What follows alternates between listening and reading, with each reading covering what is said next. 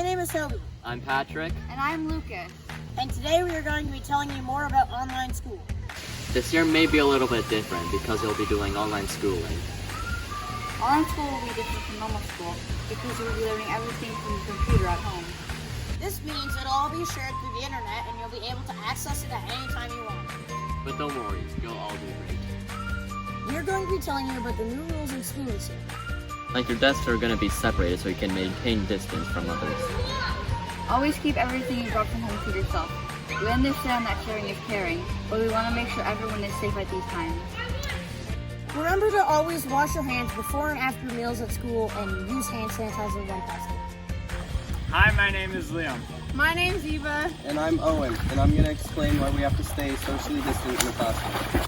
A reason to socially distant in the classroom is to stop the spread of COVID-19 and make sure everyone is safe. Being socially distant will set a good example for your classmates and kids that are looking up to you. The final reason to stay socially distancing is to make sure everyone's safe in the classroom while learning. I'm going to tell you why wearing a mask inside of school is important.